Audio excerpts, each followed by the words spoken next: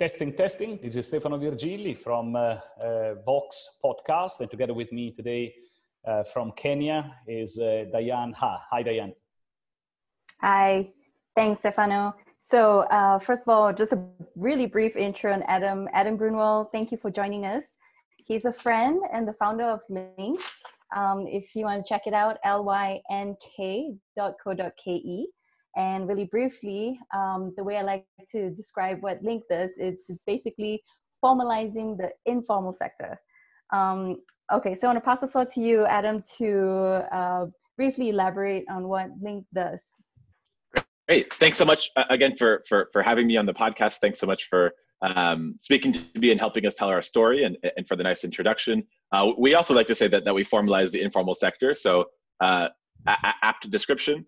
Lynk was built out of a problem, as I think many great companies should be. That problem being that in Kenya, there's tremendous amounts of unemployment, and specifically youth unemployment. There's only enough formal sector jobs for about 15 to 20% of the population, right? Only wow. 15 to 20% of people that are applying for jobs as, anything, a clerk, a waiter, a lawyer, a receptionist, a doctor, anything else that have contracted guaranteed income can only fit about 1 out of every 10 people entering the labor force each year. That means that people are thrust into this informal sector where they have to kind of hustle for income. I know in the West, it's often a controversial discussion about, hey, are these gig platforms good, or do they not provide enough social protections? Do they trade off with other work that people could get? But in Kenya, people are forced into this hustle informal economy anyways. And we said, we want to add,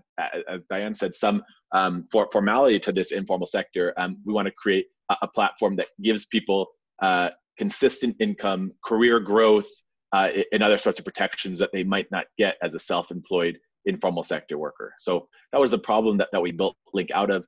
And Lynk has grown into a multifaceted platform that essentially operates as, on the worker side, as an ecosystem for support, apprenticeship, and upskilling for a wide variety of informal sector service people. And on the customer side, a very easy marketplace with which to request, order, manage, and pay for services. Very interesting. Thank you for the introduction. And I was fascinated by the way you actually design also the website, and you communicate so clearly and so efficiently. And the name is so simple to remember. And I guess you came up with that name because you wanted to link someone that needs the service with someone that needs to work. Well, that's part of it. Actually, when we started Lynk, my co-founder, his name is Johannes Degn. We went to university together actually almost 12 years ago. We lived in an industrial area in Nairobi, right? We said, this is the sector we want to work with. And so we intentionally moved to a small apartment above a hardware store in an area called Ngara, which is in an industrial area within Nairobi. And we spent our days speaking to people working in the informal sectors, people that had small workshops, people that work on construction sites, and then we spent our nights kind of ideating, designing, programming, everything else. And we knew that we wanted to focus on some of the challenges, as I said, that informal sector workers face. And one of the first things that we thought about as a major underlying problem was that there was no career identity for these workers, i.e., a cleaner that did really good work, worked for 3, 4, 5, 10 years as a cleaner, didn't really have a way to codify that information and leverage it in order to earn more work or higher pay over time. There was no LinkedIn, just like we would use LinkedIn to tell the story of what we do, why we've grown in a role, why we're qualified for a different role or more pay or anything else. LinkedIn is our career identity. There is no LinkedIn for this linked out community. So one of our guiding questions was, what is LinkedIn for the linked out? And that was also what kind of guided the name Lynk, a bit of an abbreviated form of that. Very interesting. Thank you for sharing. Interesting. So Adam, can you tell us a bit about your story, how you moved from the US to Kenya, You used to be a Google product manager. What brought you to Kenya? Sure. So I've always been a little bit restless. I went to university overseas. I went to university in Israel, and I think it was there in Israel that I really fell in love with trying to solve audacious or oversized problems. I lived in a kind of low income area while I was in Israel. It was next to the old central bus station in Tel Aviv. And at that point, this was a long time ago, there was a very large community of Sudanese and Eritrean refugees that were living in Israel. And refugees is the wrong term because they did not have refugee status. They just kind of lived and were ignored in this area, right? They did not receive aid or support from the government, et cetera. And so we started a nonprofit organization that provided some of these crucial services to Sudanese and Eritrean refugees. And this is what I guess got me quite interested in work kind of on the development side of things. My senior focus area was on energy policy in sub-Saharan Africa. I worked for, I interned, summer internships at companies that were working on energy policy issues in places like Ethiopia or Nigeria. So already from that time, I wanted to be working somewhere in sub-Saharan Africa, and I wanted to be working on more foundational level problems. Life brought me to San Francisco, and while there, you do what anyone in San Francisco does, and you work for a tech company or a startup. No, sorry, that's not true. But no, I was very fortunate to have a really great job and team and mentor and everything else like that at Google. I worked at Google in San Francisco for about 3.5 years, and within Google, I made kind of my intentions clear. I want to be working in a developing market. I want to be working in sub-Saharan Africa. And this was quite difficult because the Google team, they don't operate in many African countries, and certainly the product side of the organization does not operate in sub-Saharan African countries. And in Kenya at that time, Kenya was very much a pilot market for Google. So it was a market where new products or initiatives could be tested out. I guess somewhat low brand exposure and a great population for digital adoption, as we know in Kenya, with vast adoption of mobile money, et cetera. So I finally managed to get an interesting role as a marketing manager and a product manager in Kenya, where I got to work on some new and emerging products. One of them was a cashless payment product for public transportation. It was an NFC-based card that's tapped against an NFC-enabled smartphone to allow people to make cashless payments. Again, would be really good right now in the current environment where physical money can be a major spread of coronavirus. But that was an example of one of the products, and I got to work on some other products as well. So I came to Kenya with Google. While there, though, there were not so many opportunities within Google for sustained or continued growth within the market, as it wasn't a high priority market. So it became quite clear that I either needed to go back to a more developed market or leave Google, and I chose the latter and said, I want to stay. I think that there's more to do and some really interesting problems to work on. And we brainstormed a lot, and we came up with Lynk. Amazing. So how long have you been in Kenya now? Lynk has been around for 5 years, and then you've been here a while before. Another 2.5, so almost 8 years, I think. Yeah, a long time. Wow. Yeah. Wow. Okay. So tell us how, okay, and I know, so Lynk has grown so much in the past 5 years, but, where did you start off with? Was it a platform for people to like order salon services, nail services, cleaning? Is that the core where you started with Lynk? Well, unfortunately, the story of Lynk is most of our growth comes through failure and hard-headedness. All right, so it's a story of resilience, maybe, or hard-headedness. As I said, we were wide-eyed and wanted to solve a very big problem, and we said there is no bigger problem to us than youth unemployment. No, we saw a lot of social enterprises that are operating in Kenya, and I have some there are some great companies around then and that are still around now, and even more so now. But it seemed like most of these social enterprise businesses were focused on selling critical services to base of the pyramid or vulnerable individuals. So they make a product that they then sell to that individual, right? Whether that's selling products that provide electricity or energy, whether that's selling healthcare products, whether that's selling financial services, right? Selling a loan or a savings product or something else, whether it's selling food, whether it's, selling something. And the impact story is, of course, this is a product that helps this person's life be better.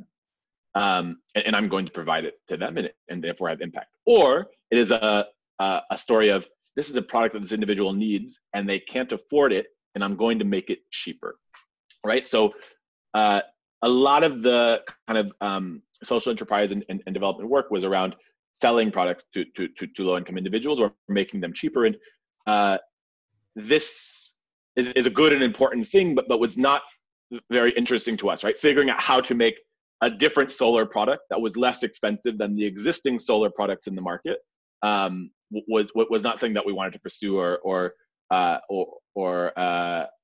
to find another critical product that is advised, oh, people should be, I don't know, taking these vitamins, or people should have this sort of protection, et cetera. How do we find it and then figure out ways to heavily subsidize it and get it into the hands of many people?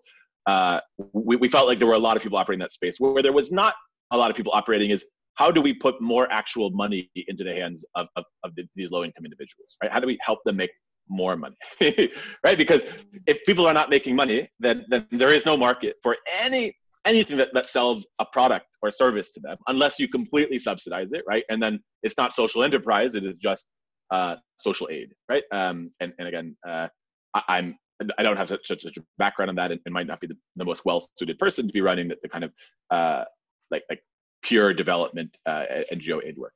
So we said, how can we help people earn more money?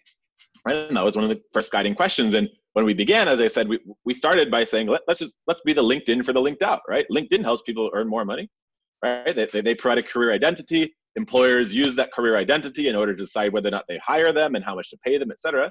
Let's do that for housekeepers and plumbers and electricians and everything else. And we went about figuring out what is a meaningful career identity for informal sector workers. How do we make it easy to use and easy for people to view? And we built lots of tech and prototypes and designs, and we failed.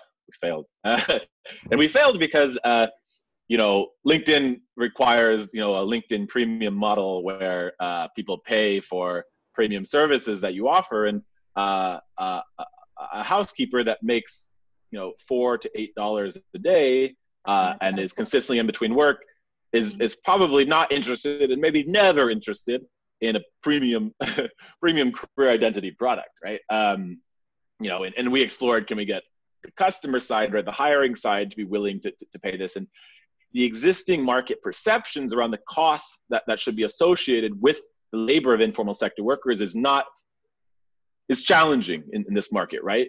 Asking people to pay any premium above what they're used to paying, right? If they're used to paying $4 to $8 for a cleaner, asking them to pay more to help find the good cleaner or look through the cleaner's profile, et cetera, people are not willing to pay that price difference. So we really struggled to simply be a career identity profile and make that work. So we said, okay, we have to do more. We have to own more of the value chain, and that's the story of Lynk over the last 5 years. Like, we have to own more and more and more steps of the value chain. One, because we're maybe ignorant about the challenges, right, and about how hard that makes things, but also because you want to conquer the world. Maybe so, but I mean, also because we have to, because we found that we have to. We tried, without taking over that piece, and it didn't work. After that, we rolled out a marketplace, right? Marketplaces exist in other countries. Let's take the plumbers on our platform, and if Diane is looking for a plumber, that should be an easy technology solution, right? She tells us when she needs a plumber, maybe a bit about the plumber, and our system will call up Brian or Mary, the plumber, message them, SMS them, message them in an app, whatever is necessary, and connect Diane with that plumber, and it's going to be great. Right? This is how marketplaces work in a lot of different locales, right? That's Angie's list. Maybe actually Diane can just browse from our list of plumbers and pay us for that, right? As I said, that didn't work, right? But okay, so let's be a marketplace. And at that time, we were a marketplace where a person could request a service, and then we recommended a worker, and then they figured out their engagement. And that didn't work either. It worked from a technology perspective, right? A person could make a request, and we could assign them with what our system felt was the best pro. But the truth is, for many of these individuals operating in the informal sector, the level of service delivery in the status quo is not in line with the level of customer expectations. Maybe to give a more universal example of what this looks like, I'm here in Texas right now. Against my will, I'm desperately trying to get out back to Kenya, but it's difficult at this time. But before all of the lockdown and social distancing started, I took an Uber in Texas. And when I take an Uber in Texas, 10 times out of 10, I will pull out my phone, put a pin on the map where my location is, and that Uber driver will come to that location with no further interaction. Will come very quickly, right? In the amount of time that Uber says it will take, right? 4 to 6 minutes or whatever else, they will come directly, right? With no stops or intermissions. They will pick me up in a car that is very clean and, is not generally not playing loud or loud music or radio programs that they will then navigate directly and with strong command or control over the Uber technology platform to the location, and they will drop me off with no interaction if none is desired, right? That is the Uber experience that I would have in Texas, and I think that is the user experience that Uber designed itself for. I missed that life, Adam. Oh, it's less exciting, I will say. Whereas, in Kenya, the Uber experience is different. And obviously it's evolved, but when Uber started, 10 out of 10 times, the Uber driver, when they accept the Uber ride, will pick up the phone and call and ask where the passenger is, right? This maybe happens 5 to 7 out of 10 times now. They might not come directly, as they use that opportunity after accepting the ride to get gas, stop for tea. They might go in the wrong direction due to troubles with navigation, etc. And they might also end up not coming. They might just decide, I don't want to come, you're too far. They don't cancel it and keep it going. It's true, right? The financial or unit economics that a worker is working, that the driver is working through, right, might cause them to say, like, I don't want to do this. Like, I'm not going to go there. The road is bad there, etc. And then again, often challenges when you're in the car, right? Even navigating to the other destination, right? So again, this is an example of how status quo level of service not in line with customer expectations. Now, in the case of Uber, the level of service increases and customer expectations decrease, right? We say, okay, well, they're just going to call me and I'm going to be okay with that, right?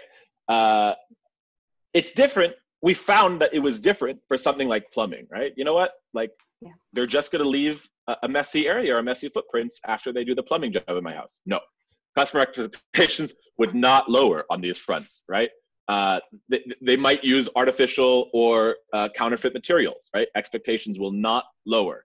They don't have standardized prices or predictable prices, and there might be some inflation in the labor amounts or the material prices, right? Customer expectations will not lower. And so the sorts of practices that existed in the status quo, the sorts of challenges that the worker faced, right, around timeliness, the job, access to materials, personal hygiene, knowledge, and we found customers were not willing to lower their expectations. In fact, their expectations were substantially higher when they got that service through a platform, right? Again, if Brian comes to your house and does a bad job, like, you're never going to find Brian again. Brian doesn't have a social media presence, right? Brian's not going to answer your phone call, right? But like, Lynk is online, right? Like you can say mean things about Lynk on Facebook. Lynk can refund your money, right? So people's expectations maybe became more concrete or fortified. So we said, you know what, just making that link doesn't work when, I don't know if there's video in this podcast, but you know, when it's like two ships passing in the night, you know, just making the link doesn't work. So Lynk has to, again, own more parts of the value chain to make sure that that service delivery is a good one. And a lot of Lynk and Lynk's evolution over the last 4 years has been around how to take more steps in that value chain and what we like to call how to build more entrepreneurship infrastructure for informal sector workers, right? I mean, it's really an unfair draw as it's set up right now, right? In Kenya, the most informal sector workers have very little education, almost no skill training, and are operating as a carpenter or a plumber or a cleaner because that is the only thing that they have an option to do. So then, even in the best case scenario, right, a person that maybe finishes high school goes to a technical and vocational training school for 1, maybe 2 years, learns some quite outdated, theoretically heavy vocational education. For either of those individuals, then saying, go forth and start a small business with no social protections or supports, right? Go start a plumbing business is insane, right? Like I have a business and it is so hard, right? It's just so hard. There's so many challenges to solve, right? Like to imagine a 20-year-old plumber just like go like figure out how to manage finances, how to win customers, how to incorporate yourself, how to get materials. It's just insane, right? In some of the most developed countries, in Germany, for example, a plumber will finish secondary education, go to a polytechnic or vocational school for 2 years. They will then go to an apprenticeship for 2 to 3 years, where they work with a master plumber, and the master plumber kind of has them under his or her wing, making sure that they learned everything, making sure that they have a safety net. They help them with hard and soft skills. They look after the income that this person is earning, et cetera. And only after they finish that is that person even ready to work as an employee at a plumbing company, let alone maybe start their own business, right? So we say Lynk needs to do a lot of work to build the infrastructure that's necessary for this person to operate as an effective SME or entrepreneur. So a lot of what we've been focused on is building entrepreneurship infrastructure. Amazing. Adam, thanks for highlighting that. So it's not just like providing a link to consumer, the supplier and buyer, but it's also about managing the quality of so many different categories of work. And therefore, that's why it's not the same as Angie's List, not the same as Thumbtack in other countries. There's a lot more to go through in Kenya. Stefano. Yes, Adam, I know you don't have much time left and we don't want to take too much of your time. You've been really, really comprehensive in describing the thought process that went into establishing Lynk. I have a few questions about numbers, if you can disclose, whatever you feel comfortable to disclose. So for now, the first number we say is that you have been incorporated in 2015. Can you share about the size of your team? Yeah, we were incorporated at the end of 2015 and did grow slowly. But as of now, we're between 50 and 60 full-time staff, and we have about 1,200 workers operating on the platform, earning income, receiving services and support. Is your team based in Kenya? Yeah, our whole team is based in Kenya, the exception of me over the last 2 weeks, or I guess no, it's been 3 weeks now as I've been trapped out of Kenya. But yeah, we all live and work full-time in Kenya when we're not trapped elsewhere. Let's talk for a second about something that you say, like one strategy is to build a product that lower the price, make it more affordable. It's like the San Francisco way. They say, is it a medicine or a vitamin? And it seems like you push towards the vitamin style. And therefore brings me to the question, is your investment coming from San Francisco, given your exposure over there? No, we don't have any investment from San Francisco. I think that the venture capital environment of San Francisco is not ready yet to really be doing a lot of investment in Africa. There's obviously some exceptions to that rule, but most of our investors are local investors based in Kenya or Africa-based and focused investors. Some of them are based in the US, but the majority are based in Kenya or are solely focused on Kenya or Africa. Are you comfortable to describe the type of profile? Are institutional investors, strategic partner, or wealthy individuals? Yeah, so we made a specific choice to work with both institutional investors and strategic partners. So, we have some large institutional traditional venture capital funds. We have some impact investment funds. And then we have some private individuals or family investment vehicles that we think might be quite helpful on the ground in Kenya because they have relevant industry connections or experience that is beneficial. So that's people, with experience in manufacturing of construction materials or in construction, property development, management, etc. Fair. And how much have you raised so far? We raised about $4 million to date over the last 5 years. Congratulations. And are you currently fundraising, I guess? I think every startup is always fundraising, and especially in the current COVID-19 operational environment, I think everyone is fundraising or certainly trying very hard to expand runway. So yes, and it's probably going to be a long ongoing process, but definitely always looking for investors that believe in the mission and the impact and the future growth of Lynk. How much are you targeting? For the next round of investment, all in, we would love to hit kind of our next stage of growth and development and expansion. Honestly, we're looking for a $5 million investment round in our next round. Are you looking into expansion to other countries like Uganda or Tanzania, perhaps? Yeah, so we are absolutely looking into expanding. We have kind of our top hit list where we've done research, et cetera. We are thinking about how some of these plans need to be evaluated in kind of the current climate. But we think that the problem statement that Lynk looks to solve resonates strongly across a number of sub-Saharan African countries, right? That struggle with youth unemployment, large informal sectors, et cetera, whether that's Uganda or Ethiopia or Nigeria or other locations. Can you disclose what is your projected revenues for 2020? Yeah, we're on target to deliver about $5 million in revenues, top line sales. Congratulations. And how many workers are enabling you to get to this type of result? Yeah, we work with about 1,200 workers across a variety of categories. That's providing income, jobs, training, tools, support, insurance, etc. Fantastic. Congratulations. Thank you very much for answering all my questions. Diane, do you have questions? I do. Okay, so COVID-19, want to talk about how that affects your business? Fair question. There are some businesses that the New York Times did a really terrific article speaking about how different industries are seeming to be affected by COVID-19 and the ensuing response measures. Some like grocery delivery, for example, is up 300%. Great. Travel, hotels, right, down 90%. Some have already hit.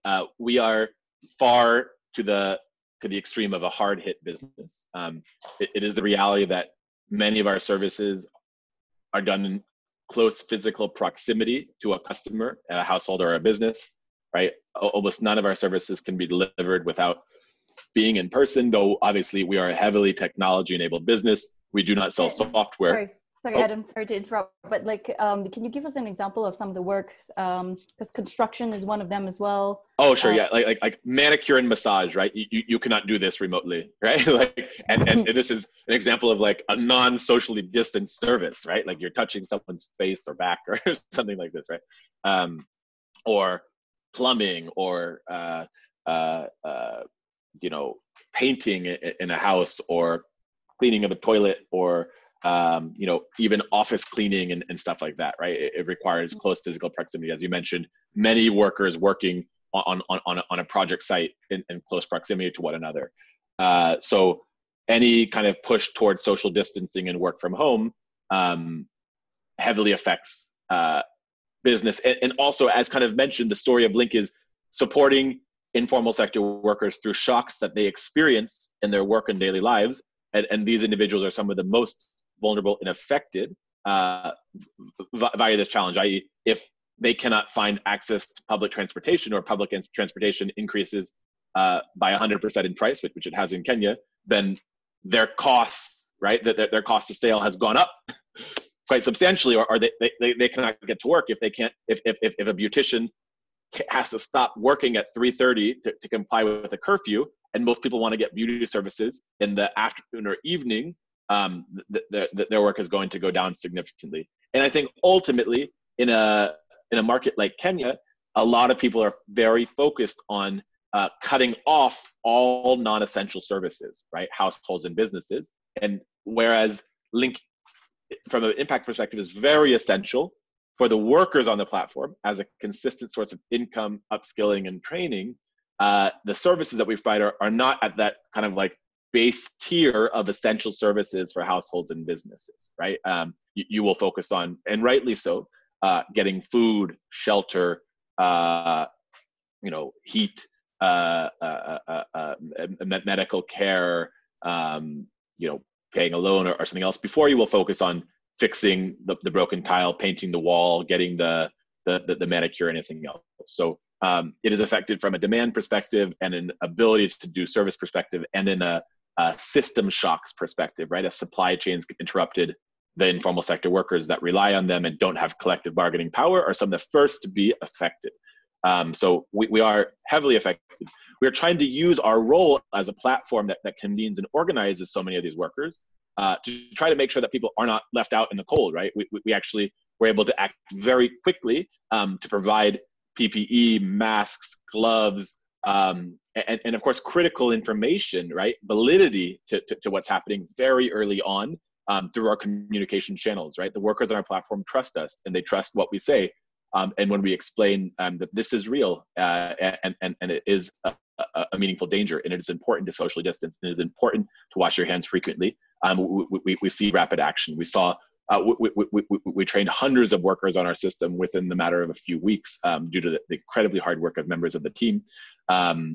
We were able to make major changes in our service delivery that has so far caused all of our workers to be able to stay healthy, be able to have support even if they're not able to work, and keep our customers safe as well.